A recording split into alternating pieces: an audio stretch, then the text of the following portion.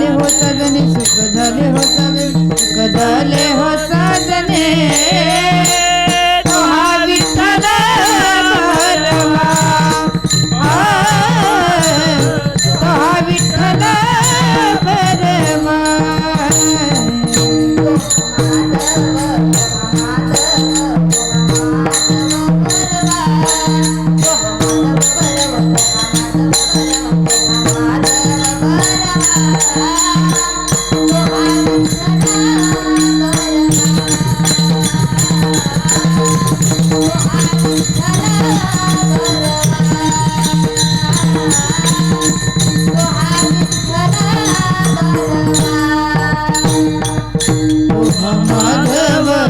माधव बरवा माधव बरवा माधव बरवा माधव बरवा तो हा विठ्ठल भरवा तो हा विठ्ठल भरवा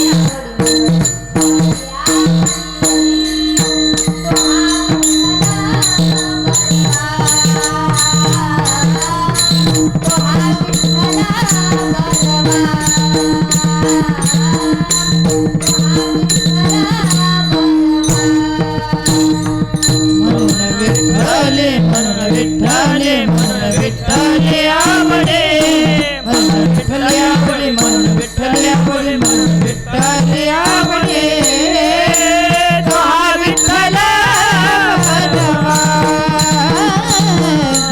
तो हा विठ्ठल भरवा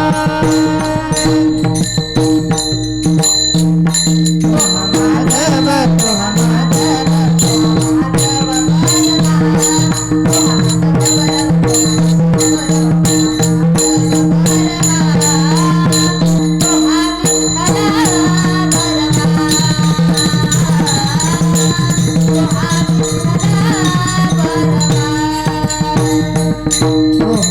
माधव तो हा माधव बरवा तो माधव बरवा तो माधव बरवा तो माधव बरवा तो हा विठ्ठल भरवा तो हा विठ्ठल भरवा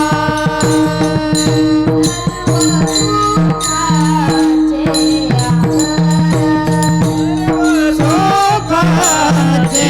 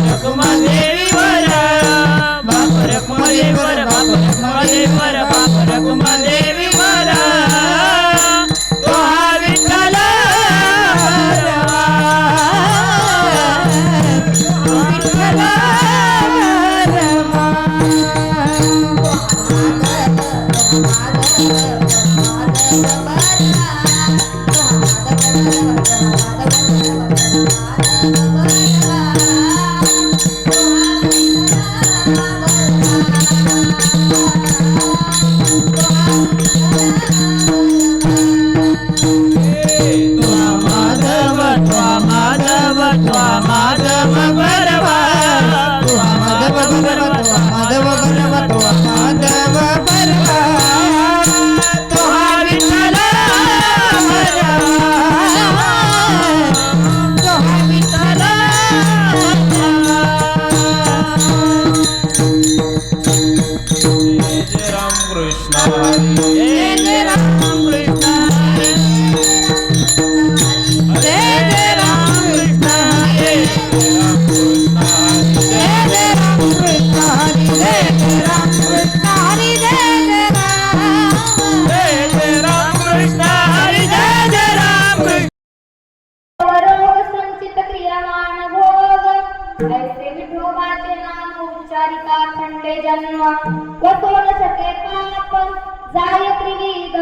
पाप ऐसे विठोबाचे नाम उच्चारिता खंडे जन्म तुका म्हणे माया तुका म्हणे माया होय दासीला गे पाया ऐसे विठोबाचे नाम उच्चारिता खंडे जन्म विठ्ठला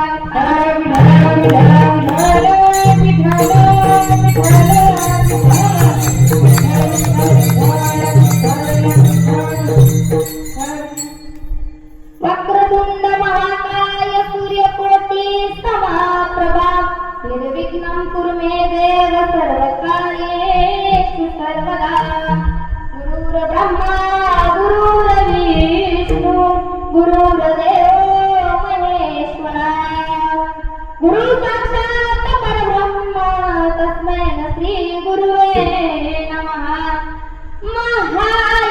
महायोगपीठे तटे भीमरात्यं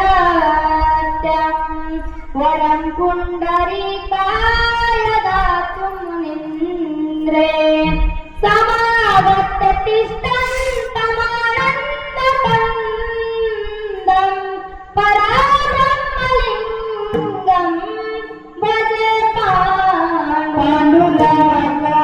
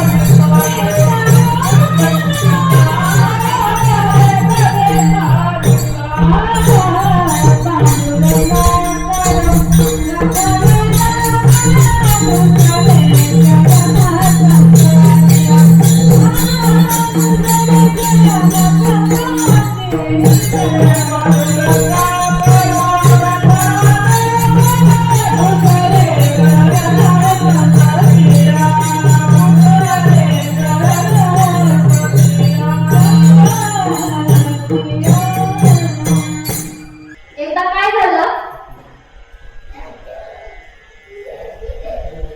बाळू मामा आपल्या मेंढ्या घेऊन एका भागामध्ये गेले आणि त्या भागामध्ये गेल्यानंतर तिथं पाहिलं सगळा दुष्काळी भाग होता सगळ्यांनाच तहान लागली होती मेंढ्याही तहानलेल्या होत्या आणि त्यांच्या सहकार्याने तहान लागली होती तिथं गेल्यानंतर पाहिलं तर कुठेच पाणी नाही त्या गावामध्ये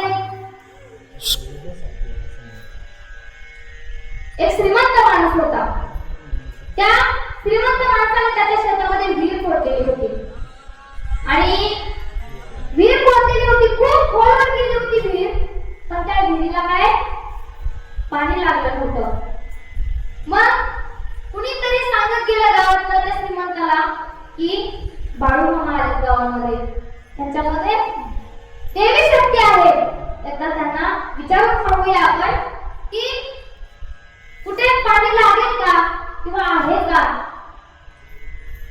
त्यावेळेस त्या श्रीमंताला त्याचं बोलणं पटलं नाही किंवा त्याला गर्व आला की काय कोण काय माहिती कशाला दाखवायचं तरी सगळ्यांचं गावकऱ्यांचं म्हणणं ऐकलं आणि तो गेला बाळूमामांच्या जवळ गेला बाळूमामांच्या जवळ गेल्यानंतर बाळूमामांनी सांगितलं विश्वास असेल तर मी जिथे सांगतो तिथं खोद, तिथे तुला नक्कीच पाणी लागेल. तर आता गावकऱ्यांच्या म्हणण्यावरून त्या श्रीमंतानेही ठेवला विश्वास की बाबा बघूया काय शेवटचा प्रयत्न करून. गेले. त्या विहिरीमध्ये गेल्यानंतर सगळ्यांनी बाळूमामाने जागा दाखवून दिली. त्या जागेच्या ठिकाणी खोदल्यानंतर पाणी लागलं आणि पाणी लागल्यानंतर बाळूमामाने त्या श्रीमंत माणसाला एकच सांगितलं, हे बघ, निसर्गाने दिलेली देण आहे ही आणि ही सर्व प्राणी मात्रांना वापरण्याचा त्याचा अधिकार आहे. भले ही विहीर तुझ्या शेतामध्ये आणून दे, पण इतरांनाही त्याचा लाभ झाला पाहिजे असं सांगितलं. तो तिथल्या पुढचा फक्त हा म्हणाला. बाळूमामा तिथून निघून गेल्यानंतर त्याने त्या विहिरीभोवती कुंपण घातलं आणि बाकीच्या कोणालाही तो त्या विहिरीजवळ येऊ देत नव्हता, लोकांनीच येऊ देत नव्हता. रात्र गेली. सकाळी उठल्यानंतर तिथं गेल्यानंतर पहिला तर त्या विहिरीला पाणीच नव्हतं. अशी कोरडी पडली होती की जणू काही तिथं कधी पाणी आलेलंच नव्हतं. त्या श्रीमंत माणसाच्या लक्षात आलं की आपण मामांचं बोलणं ऐकलं नाही. तो पळत पळत मामांकडे गेला आणि मामांचे पाय धरले. म्हटलं माझं चुकलं की बाबा मी तुमचं ऐकलं नाही असं म्हटलं. पण मामा म्हटले की ठीक आहे, तुला मी अगोदरच सांगितलं होतं या निसर्गाच्या वस्तूंवरती, या निसर्गावरती आपला कोणताच हक्क नाही. ते वापरण्याचा सर्वांना अधिकार आहे. तू तो अधिकार हिसकावून घेतलास, तू त्यांना ते पाणी दिलं नाहीस, त्याच्यामुळे तुझी विहीर कोरडी पडली. तर इथून पुढे तू फक्त एकच कर की त्या विहिरीचं पाणी सगळ्यांना पिऊ दे. असं म्हटल्यानंतर त्या विहिरीला परत पाणी आलं. आता मला सांगा, माझं हे सांगण्यामागचं कारण काय आहे? मामांनी आपल्यासारखेच एक सामान्य व्यक्ती होते केले, पण त्याच्यामध्ये ती देवी शक्ती कशामुळे आली, का आली माहितीये कोणाला? कारण मामा सतत त्या पांडुरंगाचं आणि त्या भगवंताचं नामस्मरण करायचे. म्हणून नामस्मरण किती महत्वाचं आहे की एखादा सामान्य व्यक्ती सुद्धा त्याच्या स्वतःमध्ये एखादी शक्ती आणू शकतो, स्वतःमध्ये पाप नष्ट होऊ शकतं. इतकी ताकद त्या नामस्मरणामध्ये आहे. नामस्मरण आपण सतत केलं पाहिजे आणि हेच नामस्मरण जगद्गुरु तुकोबारे आपल्याला या अभंगामध्ये सांगतो. काय सांगतात जगद्गुरु तुकोबारे आपल्याला? बरं, आता नामस्मरण घेतल्यानंतर आपल्याला काय फळ मिळणार आहे, काय त्याचा उपयोग आहे? तुम्ही म्हणाल काय उपयोग आहे याचा, हो की नाही? तर जगद्गुरु तुकोबारे आपल्याला या अभंगामध्ये सांगतात की जर तुम्ही भगवंताचं नामस्मरण केलं तर तुमचा भवरोग तुटतो. आता भवरोग म्हणजे काय? हा जो दुःख रूपी संसार आहे याला भवरोग म्हटलेला आहे आणि हाच भवरोग तुटून जातो असं जगद्गुरु तुकोबारे म्हणतात. त्याच्याच पुढे जाऊन जगद्गुरु तुकोबारे काय म्हणतात की संचित कर्म नाहीच होतं. आपलं जे साठलेलं जे काही पूर्वजन्मीचा साठा आहे कर्माचा तो नाहीच होतो आणि त्यापुढे जाऊन जगद्गुरु तुकोबारे म्हणतात असं विठोबाचं नाव आहे. अभंगाच्या दुसऱ्या चरणात जगद्गुरु तुकोबारे म्हणतात की असं विठोबाचं नाव आहे ज्याच्यामुळे जन्म मरण ही खंडित होतं. आणि त्याच्या पुढे जाऊन जगद्गुरु तुकोबारे म्हणतात भगवंताचं नामस्मरण केलं तर आपल्याकडून काही पाप घडला असेल तर ते पापही नष्ट होतं आणि त्रिविध तापातूनही मुक्ती मिळते. आणि सगळ्यात शेवटी जगद्गुरु तुकोबारे म्हणतात या सगळ्याला एकच कारण आहे आणि ते कारण म्हणजे माया. ही जी माया आहे या माया नदीतून तरून जायचं असेल आपल्याला तर भगवंताचं नामस्मरण केलं पाहिजे. आणि हाच आहे साधा आणि सरळ या अभंगाचा भावार्थ. विठ्ठला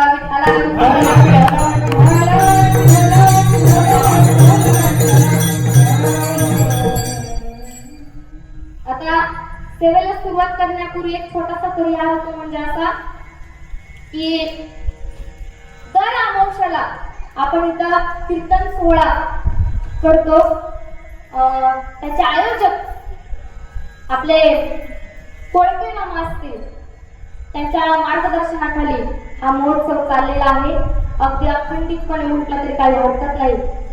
आणि त्याच समजा दिवसाची माझ्या वाट्याला आलेली ही छोटीशी सेवा आणि आपले सावकार दादा असतील, त्यांनी आग्रह केला की या. खरं तर गेल्या अमावस्याला पण मी इथं आलेले, त्यावेळेसच असं वाटत होतं की आपली कधीतरी इथे सेवा व्हावी आणि इतक्या लवकर योग येईल असं वाटलं नव्हतं. पण आपल्या सावकार दादांच्या आग्रहाखातीर ही सेवा माझ्या वाट्याला आली. त्यांनाही मी धन्यवाद देते. तसेच माझ्या या सेवेला साथ संगत म्हणून आमच्या असं गाणं कोकिळा म्हणलं तरी काही हरकत नाही, आमच्या नंदिनी ताई आहेत. खूप सुंदर आवाज आहे महाराजांचा, खूप सुंदर गायन केलं त्यांनी. मी या अगोदरही त्यांचं गायन ऐकलेलं आहे आणि आज प्रत्यक्षात मला ते ऐकायलाही भेटलं. तरच मी मनापासून त्यांची अगदी आभार व्यक्त करते. त्याचबरोबर आमचे रामदास महाराज असतील, तेही या ठिकाणी उपस्थित आहेत. आमच्या संस्थेतील विद्यार्थी तेही आवर्जून या ठिकाणी आहेत. आमचे ऋतुंगमणी महाराज असतील, सगळे आमच्या संस्थेतले मुलं आहेत. सगळेजण या ठिकाणी आवर्जून उपस्थित आहेत. त्याचबरोबर खरं तर अगोदरच्याही कीर्तनाला आवर्जून अशी उपस्थिती लावली होती. आजकाल युट्यूबवर असणं खरंच गरजेचं आहे. आता कोणत्याही तुम्ही ठिकाणी गेला तर तुम्हाला अगोदर विचारतात तुम्ही महाराजांचं नाव काय आहे, हे महाराज ते युट्यूबला आहेत का, तारीख कॅन्सर. तसा त्याच्यामुळे आम्ही सोशल मीडियावरती राहण्याचा प्रयत्न करतोय असे समजा. आणि दादाच्या फ्री मध्ये सेवा आहे, तेही या ठिकाणी उपस्थित आहेत. खरं तर मी त्यांनाही धन्यवाद देते. गेल्या वेळेसही ते होते, यावेळेस ते आवर्जून आले. अगदी आम्ही खरं तर त्यांना कॉलही केला नव्हता, पण तरीही ते या ठिकाणी आवर्जून आहेत. त्यांनाही मी धन्यवाद देते. आता तुम्ही म्हणसाल सगळ्यांची नावं घेतली, आता आम्ही इथं बसलोय. आता तुमचं कीर्तन ऐकायला आलं नसतं तर तुम्ही सांगितलंच कुणाला असतं, हो की नाही? आमचं कसं धन्यवाद देणार आहे? तर खरंच मनापासून तुमचाही धन्यवाद. का तर तुम्ही नसतं तर आम्ही सांगितलं कुणाला असतं, हो की नाही? आम्ही कुणाला सांगितलं असतं. त्याच्यामुळे तुमचाही धन्यवाद. आणि शेवटपर्यंत अगदी कमी वेळ आहे आपल्याकडे, अर्धाच तास आहे. अर्ध्या तासामध्ये आपल्याला अभंगाचं चिंतन करायचं आहे.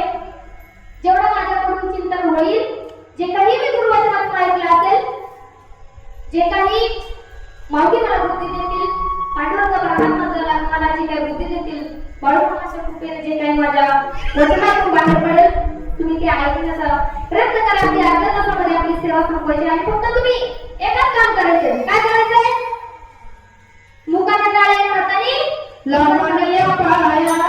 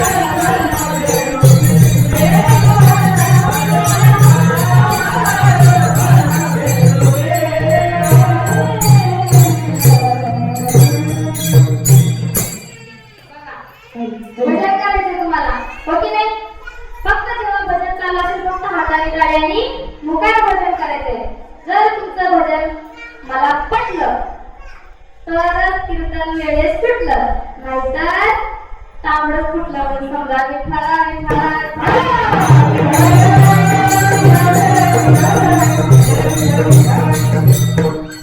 मला सांगा, आपण जीवन जगत असताना आपल्याला सुखाची अपेक्षा आहे की दुःखाची?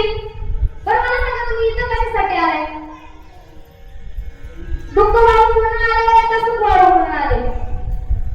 सुख भेटावं म्हणून आले की नाही? बरं सुख कशात आहे? हा, सुख कशात आहे? परमार्थामध्ये आहे की संसारामध्ये आहे? हा, म्हणायला फक्त माहिती आपण म्हणू शकतो पण काही करू शकत नाही. माहिती सगळ्यांना आहे की परमार्थामध्ये सुख आहे, पण आपण तो परमार्थ करायला मागत नाही. आणि जो दुःखरूप संसार आहे तो काय करायला काय सोडत नाही, हो की नाही? तो काय आपण सोडत नाही. किती दुःख देतो आपल्याला संसार मार्ग, हो की नाही?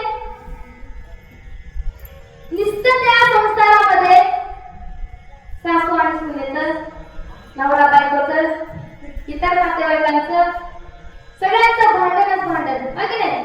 आणि काय भांडण असतं सांगा? मला थोडक्यातच सांगायचं होता. काय करतं तुमची भांडण घ्यायची तर कुठं ते सांगा. सासू सुनेच्या भांडणामध्ये काय अर्थ असतो का? आता घ्यायची कुठं ते? कुठल्या कोर्टामध्ये घ्यायची, कोणत्या न्यायालयामध्ये घेऊन ठेवायची? हा, काहीच कारण नसतं. फक्त समोर एक तांबा पडलेला असतो. ती सासू बघते बरं का, पण ती काय उचलत नाही. दिवसभर तिथंच पडलेला असतो, ती काय उचलणार नाही. जेव्हा संध्याकाळ पोरगा घरातून येतो, कामावरून घरी येतो, त्यावेळेस त्याला काय म्हणणार? सकाळपासून तिथं थांबले, सकाळपासून तिथं दिसतात जा. मग तिकडून सुरू झालं. काय कारण आहे का? तो तांब्या तिथं पडला, हे भांडे इकडं पडले, हे भांडे नीट धुतले. काय कारण आहे सांगा बरं? काय कारण आहे का आता? ते कारण आहे आपलं भांडणाचं, ते कुठे घ्यायचं सांगा मला? आता हे प्रत्येकाच्या घरातलं कारण आहे. तरी आपल्याला तो संसार किती आवडतो, हो की नाही? तरी आपण तो काही संसार सोडायला मागत नाही. बरं, असं सासू सुनेचं भांडण चाललेलं. मी म्हटलं तू आली माझ्याकडं, भारत काही तुम्ही कीर्तन करतात, काहीतरी तुम्हाला अभ्यासातून एखादा उपाय सापडला असेल तर आम्हाला सांगा ना. सारखं भांडण होतो. मी म्हटलं खूप सुंदर उपाय म्हटलं माझ्याकडे. तो उपाय मी घेऊन आलेले. कीर्तन सुटल्यानंतर आला तर मी तो औषध देईन तुम्हाला. तर ती आली माझ्याकडं. मग तिला मी काय म्हटलं, एकच काम कर, एक तुला मी बाटली देते औषधाची, ती फक्त तू बाटली घे आणि जेव्हा सासू बोलायला लागली की पटकन ती बाटली खोलायची, तोंडात टाकायची, गिळायची नाही. गिळायची अजिबात नाही, फक्त तोंडात ठेवायची. जोपर्यंत सासू बोलते तोपर्यंत ती तोंडात ठेवायची. आणि जेव्हा सासू बोलायची बंद झाली की तेव्हा ती गिळली तरी चालेल, फुकून दिली तरी पण चालेल. ती म्हटली ठीक आहे, काहीच हरकत नाही. घेऊन गेली माझ्याकडून ती बॉटल. घरी गेल्यानंतर लगेच सासू चालू झालं. काम धंदे सोडले, कुठं जाऊन बसली, किती वेळाचे बसली, तिथं काय किती काम पडले. तिनं लगेच बॉटल काढली, तोंडात टाकली. जवळ सासू बडबड बडबड बडबड करते, तवर ते तोंडात धरून ठेवलं. सासू म्हणते आता बोल ना, केव्हाची मीच बोलाली, तू कधी बोलला? जाऊ दे, मला तर काय करायचंय, मी बी शांत बसते असं म्हणली आणि ती पण शांत बसली. पण तिनं तोंडात औषध फुकून दिलं आणि ती पळत माझ्याकडे आली. ती म्हणली मी काहीच न बोलले तर सासूबाई बोलायला लगेच शांत बसल्या. इतर वेळी तर आमचे तास भरलं झालं, तास ते दिवस तरी चालतात, पण लगेच शांत बसली. कसलं औषध दिलं तुम्ही? मी म्हणलं ते सिक्रेट औषध आहे. मी म्हणलं काय ते सिक्रेट औषध आहे, मी नाही सांगत. नाही हो ताई, सांगा सांगा. मी म्हटलं काही नाही, फक्त घरातलं पाणी त्या बॉटल मध्ये भरलं होतं आणि ते पाणी फक्त तुम्हाला त्या बॉटल मध्ये दिलं होतं. एवढंच काय केलं मी. तेवढ्यातच त्यांचा भांडण शांत झालं. काहीच अवघड नसतं, पण आपण कितीतरी दुःख आहे तरी आपण संसार सोडायला मागत नाही. जगद्गुरु तुकोबारायांनी काय केलं? हा दुःखरूप संसार आहे तो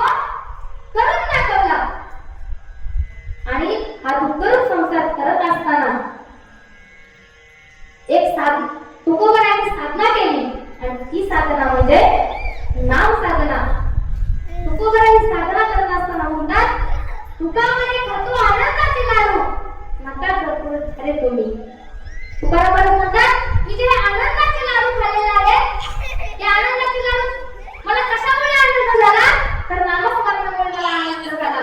असं जगद्गुरु तुकोबार या अभंगातून आपल्याला एकच सांगतात, ते म्हणजे नामस्मरण.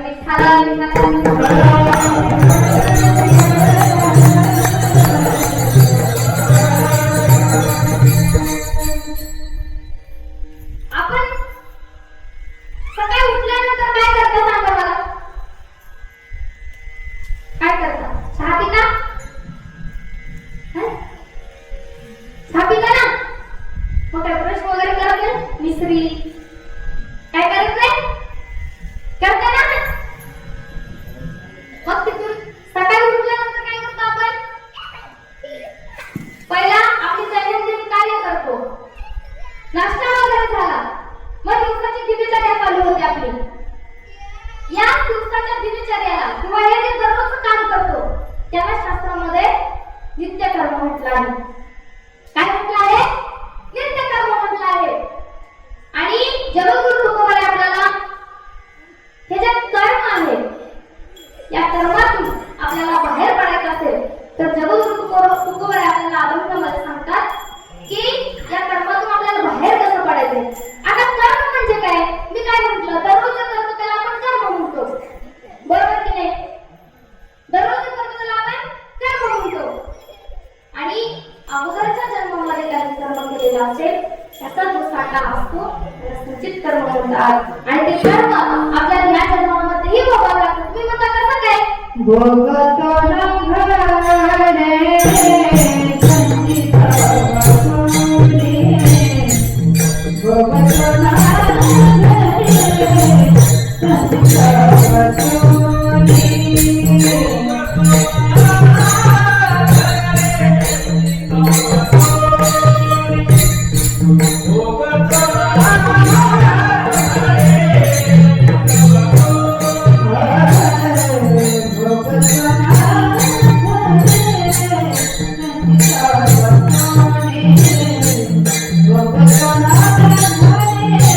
घडे संचित वसुली.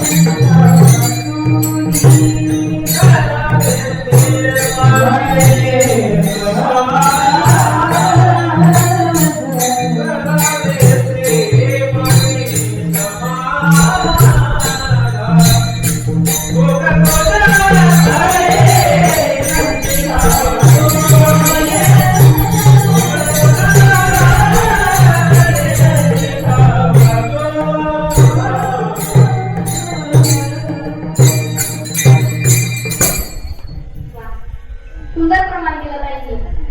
भोगतो नव्हे संचिता वाचली. कर्म कुणाला चुकत नाही महाराज. आता एका घरामध्ये नवरा बायको, त्याची मुलं आणि एक म्हातारं राहत होतं. आता ते म्हातारं होतं आजारी.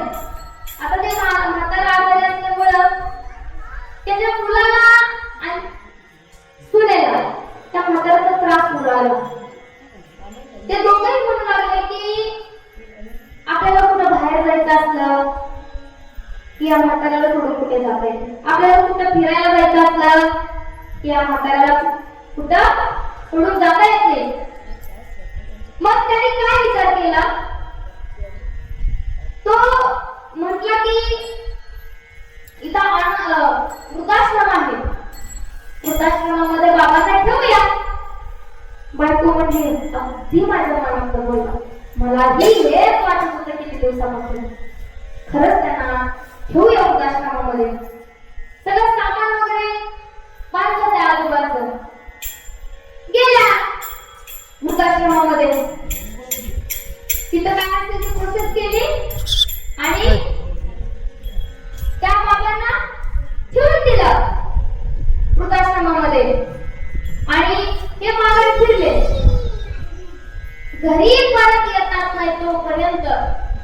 ते बाबा परत त्यांना घरात दिसले. खरं तर ही म्हातारी माणसं आणि मांजरं आहेत ना, तुम्ही कुठेही घेऊन सोडली ना ते परत ते रस्ता लक्षात ठेवून परत आपल्या घरी परत येतात. असे काही ठिकाणी असंच झालं. ते मांजर खूप त्रास देऊ लागलं म्हणून हा जंगलात घेऊन गेला सोडायला. लांबपर्यंत गेला. त्या मांजराला सोडलं आणि परत यायला गेला तर त्याला रस्ता सापडेना. शेवटी तो त्या मांजराच्या पाठी आला तेव्हा कुठं त्याला त्याचं स्वतःचं घर सापडलं. तसंच आहे, तोही त्या म्हाताऱ्याला सोडून आले तर म्हातारा पहिलाच धडकून बसलेला. आता काय करायचं? असेच बरेच दिवस गेले. बरेच दिवस गेल्यानंतर त्या मुलाने त्याच्या ऑफिस मध्ये सांगितलं की असं विषय आहे, काय केलं पाहिजे? बाबाचा त्रास होतोय, कुठं जाता येत नाही, काय नाही. परत मित्रांनी काही युक्ती दिली असेल, त्याला सांगितलं असेल असं कर, हे कर, ते कर. तो घरी आला. बायकोला म्हणाला, आता यांना मी वाडीमध्ये नेतो. कुठे नेतो? वाडीमध्ये. का? तर वाडीमध्ये गर्दी आहे. तिथं गेलं तर काय सोडून आला तरी काही कुणालाच कळणार नाही. तिथं वाडीमध्ये नेतो, चंद्रभागेला पुन्हा करायला नेतो आणि तिथं वाहत गेल्याचं सांगतो आणि सगळ्यांना सांगता येते ते वाहत गेले म्हणून. बायको म्हणाली, आधी 16च्या 16 सोमवार अगदी काय झालं? फळ मिळालं मला त्या 16 सोमवाराचं की माझ्या नवऱ्याला अशी युक्ती सुचली. ती म्हणली, चला लगेच तयारी करा आणि घेऊन जाऊ यांना. त्याने तयारी केली, घेऊन गेले. पहाटेचे उतरले. पहाटेचे उतरल्यानंतर मुलगा काय म्हणाला, बाबा पहाटेची वेळ आपण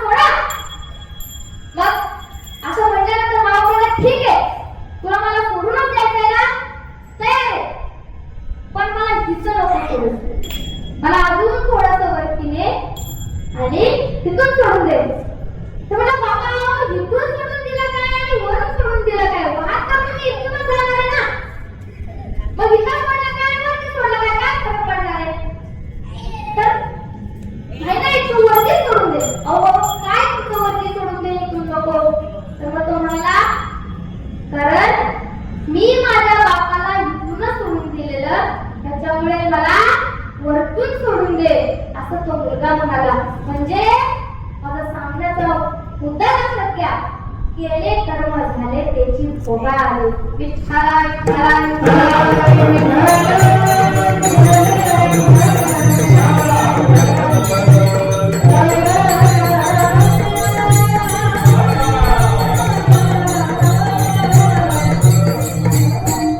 म्हणजे आपण केलेलं कर्म आपल्याला भोगायला येतं आणि तेच येतं. त्यामुळे विचार करून आपण वागलं पाहिजे. काय तेच येतं, वेगळं नाही, तेच येतं. त्याच्यामुळे कधीही आपण कर्म करताना योग्य आणि चांगलं कर्म केलं पाहिजे. आणि या कर्मातून सुटका हवी असेल तर तुकोबा आपल्याला प्रथम चरणामध्ये सांगतात.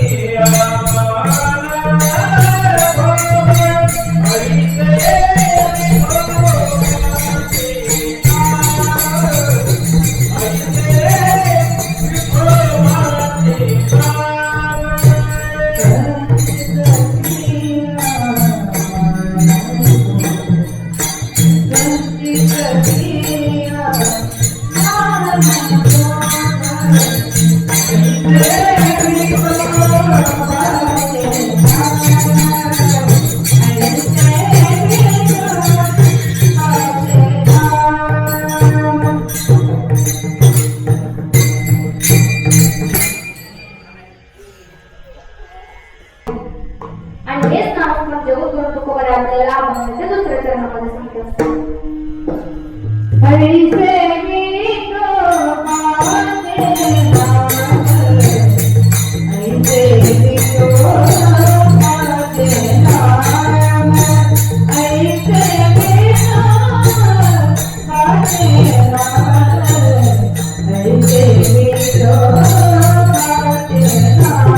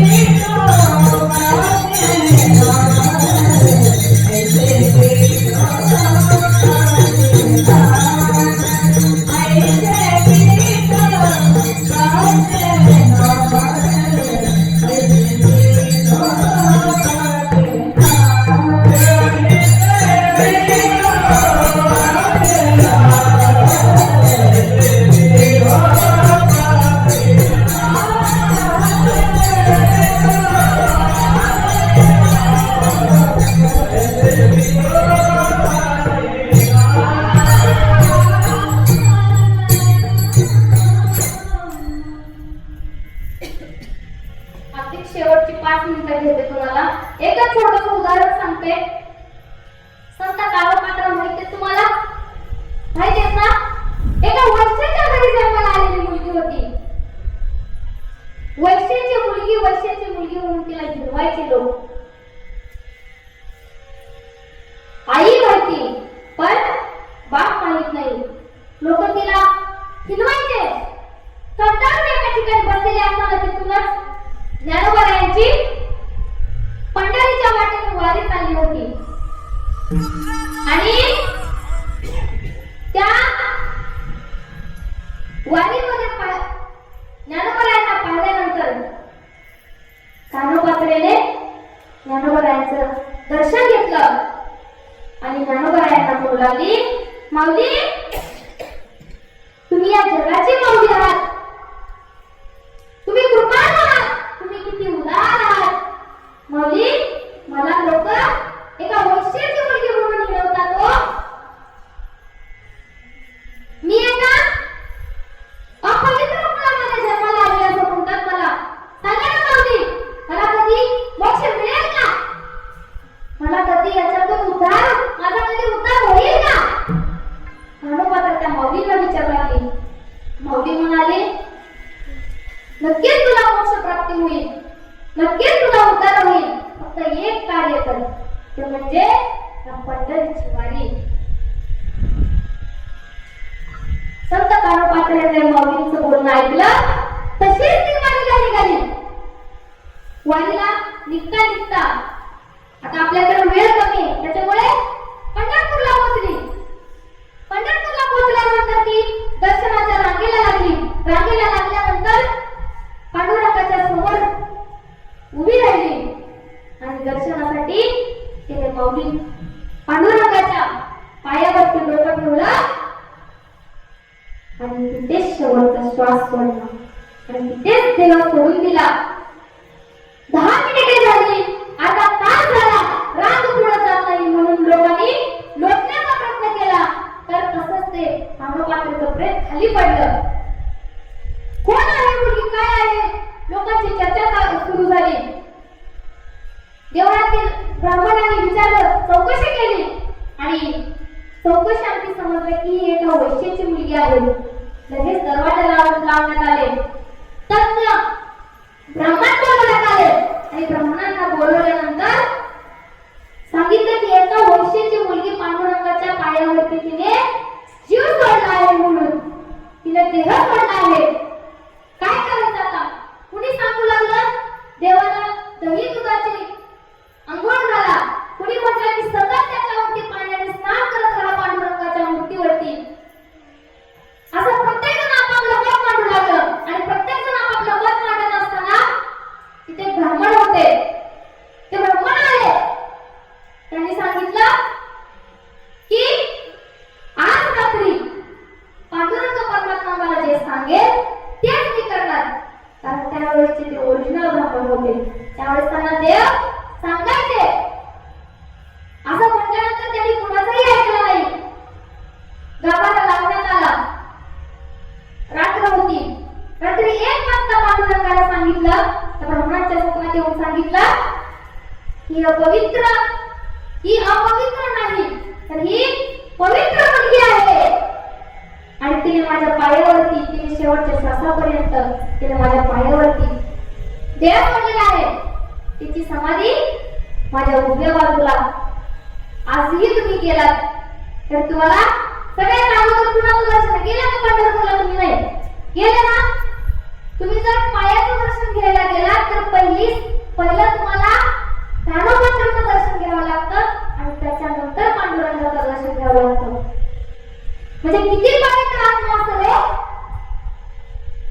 की मला सांगा, पांडुरंगाला जागा द्यायची होती, पहिलं दर्शनच द्यायचं होतं, तर रुक्माई आई साहेबांचं नसतं का दिलं? ती जर अपवित्र होती तर रुक्माई आई साहेबांचं दिलं असतं, सत्यभामा आई साहेबांचं दिलं असतं, पण तसं केलं नाही. का? तर कानोपात्र ही पवित्र होती. आणि का पवित्र होती? कारण ती शेवटच्या श्वासापर्यंत तिने भगवंताचं नामस्मरण हीच म्हटलं नाही आणि संतांच्या विचारावरती चालली. त्याच्यामुळे कानोपात्र पवित्र झाले. विठ्ठला विठ्ठला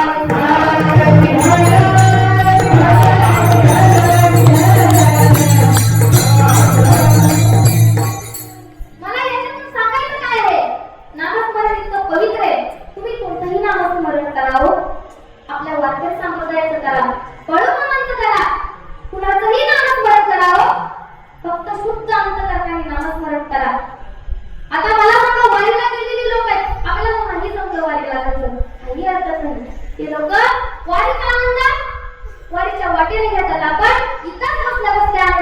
सांगतोय. त्याच्यामुळे माझं एकच सांगणं आहे तुम्हाला की नामस्मरण करत राहा. असं नामस्मरण काही उपयोगाचं नाहीये. इकडे रामराम चालू आहे, पुढे सिरियल चालू आहे. हा ना? या नामस्मरणाचं कुठेही फळ मिळणार नाही. आपण म्हणतो की आम्ही इतकं नामस्मरण करतो की आम्हाला काहीच फळ भेटत नाही. असं काही नाहीये. तुम्ही जर शुद्ध अंतःकरणाने जर नामस्मरण केलं तर नक्कीच तो भगवंत आपल्या सोबत राहतो, आपल्याला नक्कीच चांगली बुद्धी देतो. खरं तर आपली वेळ झालेली आहे. एक भजन करू आपण आणि सेवेला पूर्णविराम देऊ.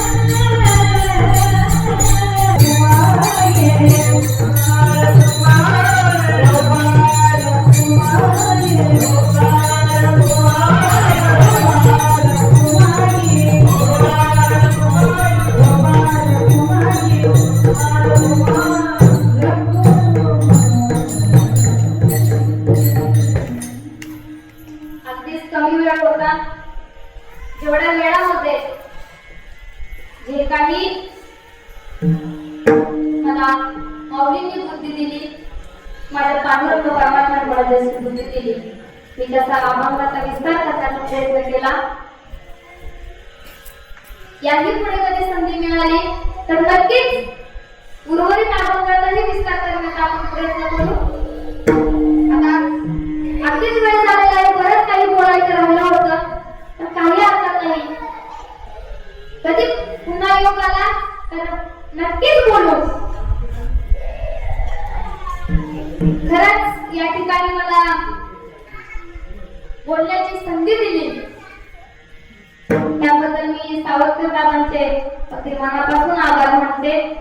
तुम्हा सर्वांचेही मी आभार मानते, कारण तुम्ही इतक्या वेळ माझं बोलणं ऐकून घेतलं.